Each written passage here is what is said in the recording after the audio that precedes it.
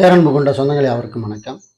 இன்றைக்கி என்ன இந்த வீடியோவில் நம்ம விழிப்புணர்வு செய்தி பார்க்க போகிறோம் அப்படின்னு பார்த்தீங்கன்னா, நேற்று ஒரு நண்பர் கால் பண்ணியிருந்தார். அவர் ஏற்கனவே நம்ம நேரடியாக நம்மளை சந்திச்சுட்டு போனவர். அப்போ அதில் என்ன சொன்னார் அப்படின்னா, இந்த மாதிரி எஸ்எல்ஆர் காப்பி வாங்குறதுக்கு நாங்கள் சென்னையில் இருக்கக்கூடிய அந்த ஆவண காப்பகத்துக்கு நாங்கள் ஆர்டி வச்சுருந்தோம். அவங்க என்ன சொல்லிட்டாங்க அப்படின்னா, உங்களுடைய மாவட்ட ஆட்சியர் அலுவலகத்தில் இருக்கும்போது நீங்கள் எப்படி இங்கே கேட்கலாம், அங்கே இல்லை அப்படின்னு அவங்கள்ட்டேருந்து ஏதாவது ஒப்புதல் வாங்கி, இல்லைன்னா இங்கே அனுப்புங்க நாங்கள் தரோம் அப்படின்னு சொல்லி அவங்க பதில் லெட்ரு அனுப்பியிருக்காங்க. அதை வச்சு இவங்க மறுபடியும் மாவட்ட ஆட்சியர் அலுவலகத்துக்கு ஆர்டிஐ பதிவு பண்ணியிருக்காங்க. இந்த மாதிரி நாங்கள் அங்கே கேட்டோம், எஸ்எல்ஆர் காப்பி இங்கே தான் இருக்குது அப்படின்னு சொல்லியிருக்காங்க. அதோட நகலை வச்சுருக்கோம். ஆகவே எங்களுக்கு எஸ்எல்ஆர் காப்பி வேணும் அப்படின்னு சொல்லி இவங்க மனு அனுப்பியிருக்காங்க. அதுக்கு மாவட்ட ஆட்சியர் அலுவலகத்தில் ரிப்ளை என்ன கொடுத்துருக்காங்க அப்படின்னா, ஆமாம் இருக்குது எங்கள்கிட்ட. ஸோ இவ்வளோ கட்டணம் கட்டிட்டு நீங்கள் அதை பெற்றுக்கொள்ளலாம் அப்படின்னு சொல்லி ரூ. 300 மேலே கட்டணம் செலுத்த சொல்லி அவங்களுக்கு ஒரு பதில் கடிதம் அனுப்பியிருக்காங்க. அது மட்டும் இல்லை, எங்கள்கிட்ட ஏரிஜிஸ்டர் மட்டும்தான் இருக்குது. எஃப்எம்பியை பொறுத்த வரைக்கும் எல்லாமே உங்களுடைய வட்டாட்சியர் அலுவலகத்தில் இருக்குது. ஆகவே எஃப்எம்பி எங்கள்கிட்ட இல்லை. எஃப்எம்பி வேணும் அப்படின்னா நீங்கள் உங்களுடைய தாசில்தார் அலுவலகத்தை தொடர்பு கொண்டு தான் நீங்கள் வாங்கிக்கணும் அப்படின்னு சொல்லி அவங்க பதில் சொல்கிறாங்க.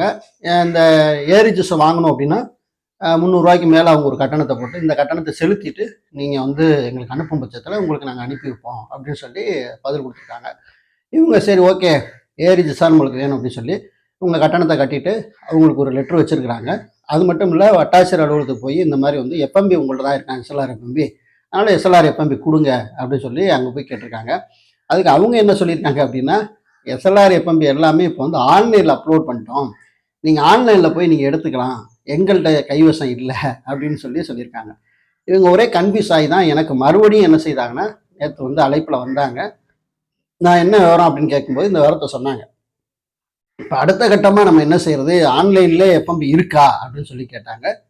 சரி ஓகே, நம்மளுக்கு தான் தெரியாமல் ஆன்லைனில் ஒருவேளை எஸ்எல்ஆர் காப்பி எடுத்துக்கிற மாதிரி அப்லோட் பண்ணிட்டாங்க போல அப்படின்னு நினச்சி நம்ம போய் தேடும் போய் பார்த்தோம்னா, இ சர்வீஸ் லேண்டு வெப்சைட்டில் தான் எஸ்எல்ஆர் நீங்கள் எடுக்கலாங்கிற மாதிரி ஒரு தகவல் இருந்தது. போய் பார்த்தா அதுலலாம் இல்லவே இல்லை.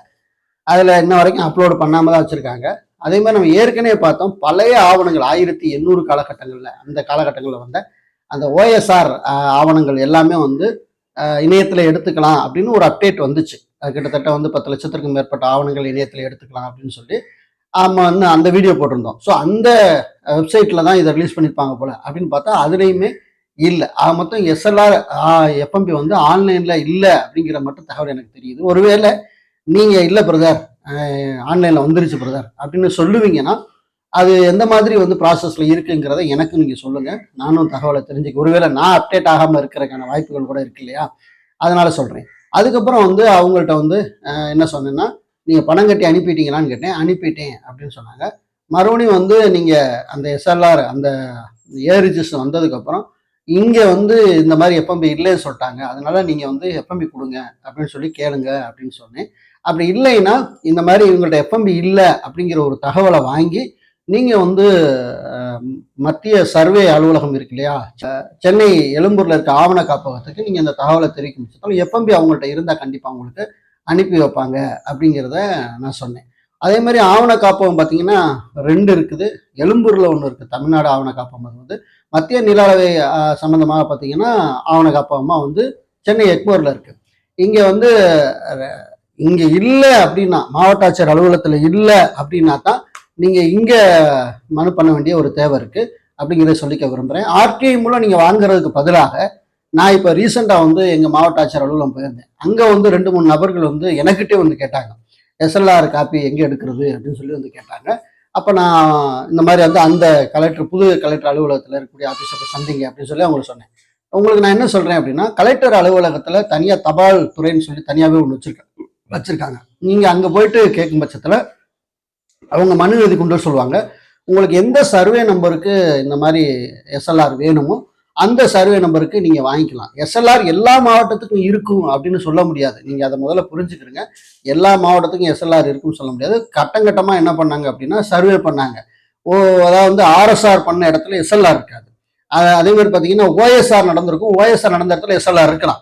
மேபி. ஸோ அந்த மாதிரி என்ன செய்யணும்னா, இந்த நில அளவைகளை வரிசையா மேம்படுத்தி மேம்படுத்தி மேம்படுத்தி வர வர அதில் சில குளறுபடிகள் தொடர்ச்சியாக வந்துகிட்டே இருந்ததுனால அந்த அந்த ரெக்கார்ட்ஸை பூரா வச்சுட்டு கடைசியாக தான் யூடிஆர் பண்ணாங்க. ஒட்டு மொத்தமாக சர்வே பண்ணி யூடிஆர் பண்ணாங்க. யூடிஆர்லேயும் கூட என்னன்னா நத்தத்துக்கு சரியா பண்ணாங்க. அதுக்கப்புறம் தனியாக பண்ணாங்க. 1990லேருந்து 97 காலகட்டங்களில் நத்தத்துக்கு தனியாக பண்ணாங்க. நத்தம் சாப்டருங்கிறது வேற. நத்தத்தோட எஃப்எம்பி வேணும்னா 1990க்கு உள்ள எஃப்எம்பி எல்லாம் என்னமே கலெக்டர் அலுவலகத்துல நம்ம வாங்கிக்கணும். ஸோ அங்கேயும் தான் இருக்கும். அதனால வந்து என்னன்னா எஸ்எல்ஆருக்கும் ஆர்எஸ்ஆருக்கும் ஓஎஸ்ஆருக்குமான டிஃபரெண்ட்டை வந்து நீங்க தெரிந்து கொள்ள வேண்டியது அவசியமா இருக்கு. ஆர்எஸ்ஆர் எஸ்எல்ஆர்லாம் வந்தீங்கன்னா இந்த யூடிஆருக்கு முந்தைய ஆகும்.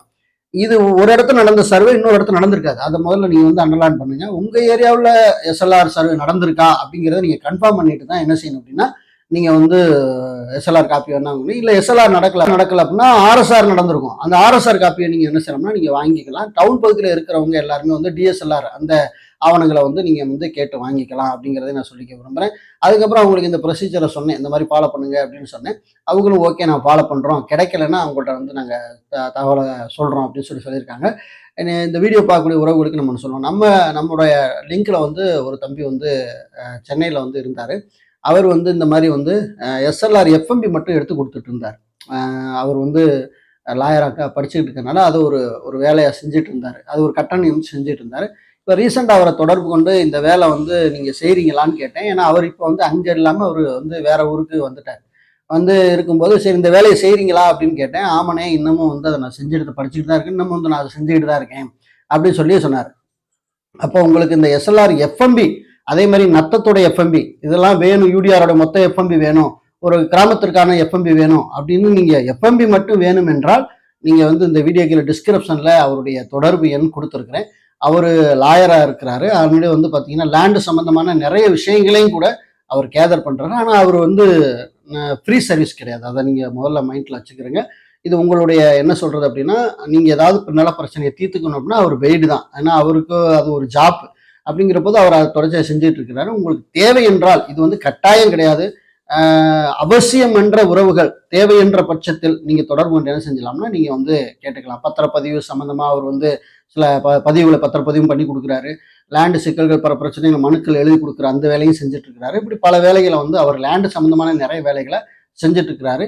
ஸோ அதனால நீங்க வேணும் அப்படின்னா சகோதரர் நீங்க தொடர்பு கொண்டு உங்களுக்கு வந்து நீங்க பயன்பெற்றுக் கொள்ளலாம். அதே மாதிரி வந்து பாத்தீங்கன்னா எஸ்எல்ஆர்ல வந்து எஃப்எம்பி மட்டும்தான், அதே மாதிரி ஆர்எஸ்ஆர் வேணும்னா எஃப்எம்பி மட்டும்தான்.